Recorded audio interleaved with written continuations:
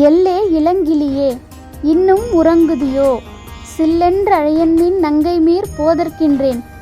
வல்லை உன் கட்டுரைகள் பண்டே உன் வாயறிதும், வல்லீர்கள் நீங்களே நானேதான் ஆயிடுக. ஒல்லை நீ போதாய் உனக்கென்ன வேறுடையாய், எல்லாரும் போந்தாரோ போந்தார் போந்தெண்ணிக்கொள். வல்லானை கொன்றானை மாற்றாரை மாற்றழிக்க வல்லானை, மாயனை பாடேலோர் எம்பாவாய். அனைவருக்கும் வணக்கம். இன்று மார்கழி மாதம் 15ஆம் நாள். அதனால் திருப்பாவையின் 15வது பாசுரத்தை பார்த்துக்கிட்டு இருக்கோம். இந்த பாசுரத்தில் எழுப்பப்படக்கூடிய பெண் இளங்கிளியே அப்படின்னு சொல்கிறதுனால ஆழ்வார்கள்லேயே இளமையானவர், அதாவது சிறியவரான திருமங்கை ஆழ்வாரை ஒத்த ஒரு பெண் எழுப்பப்படுவதா சொல்லப்படுகிறது. எல்லே இளங்கிளியே இன்னும் உறங்குதியோ. எல்லே அப்படிங்கிறது ஒரு அசை சொல். இப்போ ஒருத்தரை கூப்பிடுறதுக்கு முன்னாடி எலே இங்கே பாரு அப்படி அந்த ஒரு சொல் சொல்லி அந்த பேரை சொல்லி கூப்பிடுவோம். இல்லை அனிதா இங்கே பாரு அப்படின்னு சொல்லுவோம் இல்லையா. இப்போ அந்த மாதிரி எல்லே அப்படிங்கிறது ஒரு அசை சொல். அவங்க அந்த பெண்ணை கூப்பிடுறதுக்கு முன்னாடி ஒரு அசை சொல் சொல்கிறாங்க எல்லே அப்படிங்க. இளங்கிளியே இளமையான, அதாவது சின்ன கிளி போன்ற அழகையும் குரல் வளத்தையும் உடைய பெண்ணே, இன்னும் உறங்குதியோ, இன்னுமா தூங்கிக்கிட்டு இருக்க. சில்லென்று அழையன்மின் நங்கை மீர் போதற்கின்றேன்.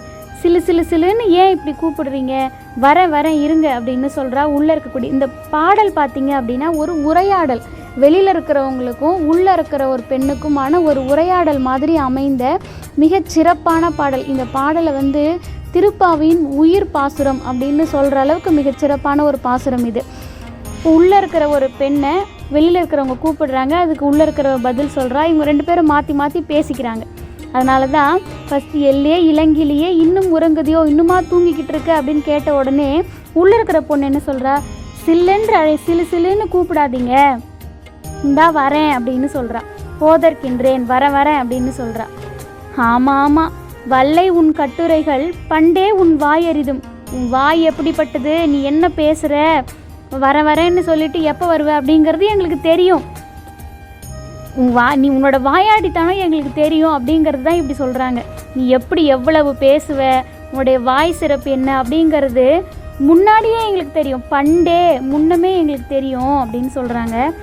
வல்லீர்கள் நீங்களே, நானா வாயாடி, நீங்கள் தானே வாயாடி, நீங்கள் தான் ரொம்ப வாய் பேசுவீங்க அப்படின்னு சொல்லிட்டு, சரி இப்போ அப்படி சொல்கிறதுனால என்ன ஆகிட போகுது, திருப்பி மாற்றி சண்டை வந்துருச்சுன்னா என்ன பண்ணுறது. அதனால் அடுத்த இதில் அவளே ஒத்துக்கிறா, நானே தான் ஆயிடுக. ஆமாம் நான் தான் வாயாடின்னு வச்சுக்கோங்களேன்.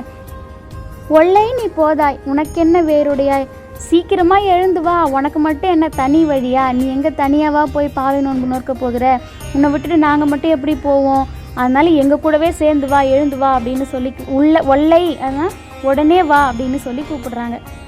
எல்லாரும் போந்தாரோ, எல்லாரும் வந்துட்டாங்களா அப்படின்னு உள்ளே இருக்கிறவங்க கேட்குறா. போந்தார் போந்து எண்ணிக்கொள், வந்துட்டாங்கம்மா, அப்படி உனக்கு ஐயமாக இருக்குது சந்தேகமாக இருக்குது அப்படின்னா நீயே பார்த்து எண்ணிக்கோ எல்லாரும் வந்துட்டாங்களான்னு. எல்லாரும் போந்தாரோ, எல்லாரும் வந்துட்டாங்களா, போந்தார் போந்து எண்ணிக்கொள், நீயே வேணா பார்த்துக்கோ எண்ணிக்கோ அப்படின்னு சொல்கிறாங்க. வல்லானை கொன்றானை மாற்றாரை மாற்றழிக்க வல்லானை. இந்த வரிகளில் 2 வல்லானை வருது.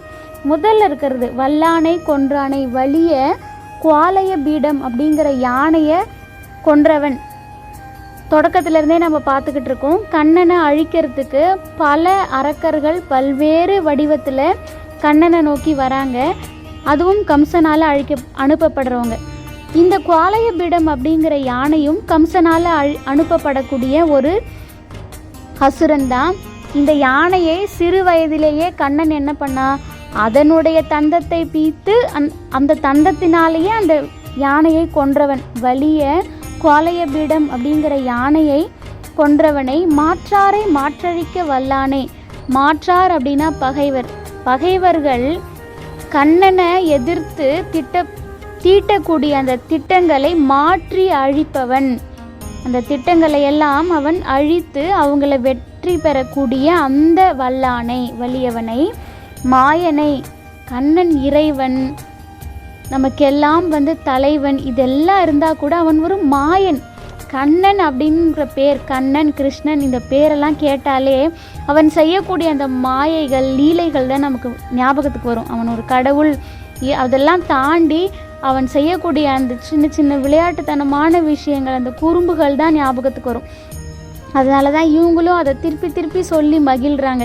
மாயனை பாடேலோர் எம்பாவாய், அவனை பாடி நம்ம பரவ வேணாமா, எழுந்து வா அப்படின்னு சொல்லி கூப்பிடுறாங்க. முன்னமே சொன்ன மாதிரி இளங்கிலியேன்னு சொன்னதுனால இளம் வயதினை ஒத்த ஆழ்வார்கள்லேயே இளமையானவரான திருமங்கை ஆழ்வார் இந்த பாசுரத்தில் எழுப்பப்படுறாரு. பாசுரத்தை மட்டும் இன்னொரு தடவை பார்க்கலாம்.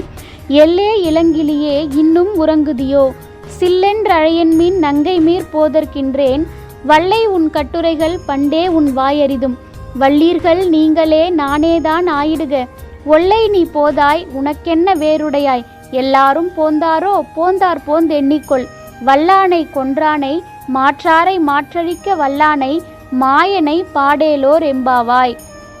நிச்சயம் இந்த 15வது பாசுரம் உங்களுக்கு பயனுள்ளதாகவும் பலன் தரக்கூடியதாகவும் அமையும் அப்படின்னு நம்புகிறேன். இந்த பதிவு உங்களுக்கு பிடிச்சிருந்தா லைக் பண்ணுங்கள், மற்றவங்களுக்கும் ஷேர் பண்ணுங்கள். இந்த சேனலை இன்னும் நீங்கள் சப்ஸ்கிரைப் பண்ணாமல் இருந்தால் மறக்காமல் சப்ஸ்கிரைப் பண்ணுங்கள்.